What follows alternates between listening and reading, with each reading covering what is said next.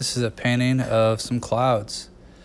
Nothing really too special about the overall subject matter.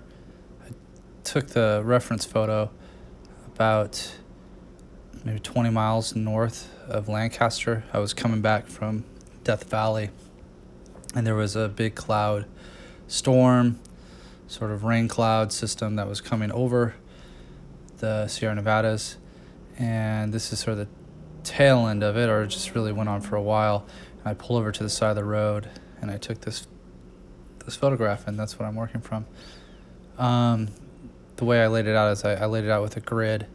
So I just painted a blue over the whole canvas to tone it, and then I did I think maybe like a 4-line grid, and then I drew the basic idea of clouds. I don't really think it needed to be that specific. I just needed really a guide to know where things are. So when painting clouds, and I've painted a lot of clouds, it takes a lot of rendering. You really need to do a lot of layers to make it look good and make the light convincing. And when you're painting light, using a lot of translucent layers on top of each other is a good method to get a good result. And so that's really what I'm doing, is once I got it blocked in, I'm just going back over and smoothing out the gradients.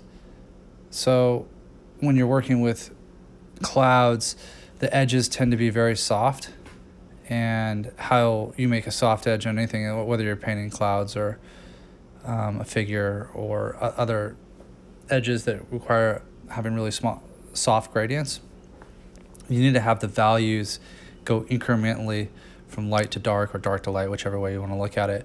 So let's say you had a value system of 1 to 10, 1 being the lightest value and 10 being the darkest value.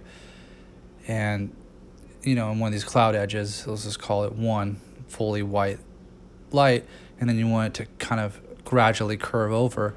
You might go 1, 2, 3, 5, 6, but you never really jump more than one value, and that's what will make your edge the smoothest. So when you're going back, and I keep going back over and over these clouds to refine the edges, that's a lot of times what I'm doing is just refining the value and the value steps.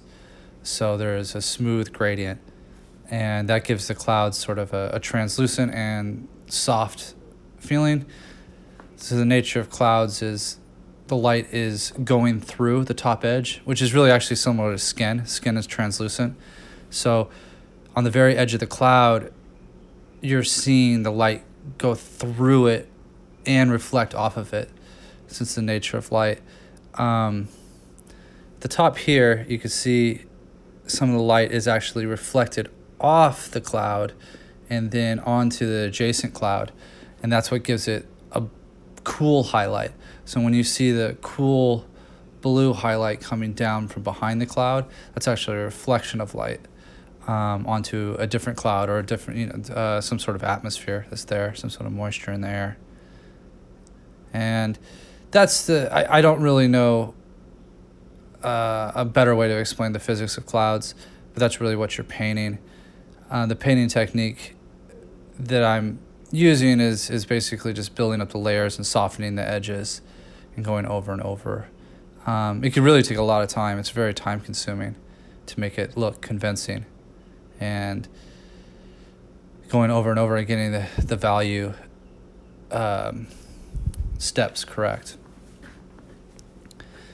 And that's really the sort of foundation of painting clouds or anything, is getting the values correct, and the colors and the temperatures, and color and temperature being related. Really looking at, once you got a idea of what the structure is, literally looking at the part that you're painting and asking yourself, is it warmer or cooler, darker or lighter, is what I'm, And as far as the color family here, because the scene's supposed to look naturalistic, is that you have a pretty limited saturation. You're not really using anything straight out of the tube. Everything is going to be mixed and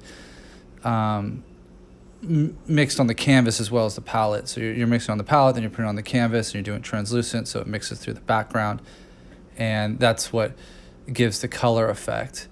But the color is actually really subtle. Like there really isn't any pure color. I mean, the most saturated part is maybe the blue, which has but it's a bluish purple. So in nature it tends to change pretty dramatically from step to step.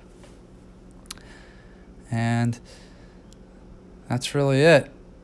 A lot of labor, and that's how you make a painting.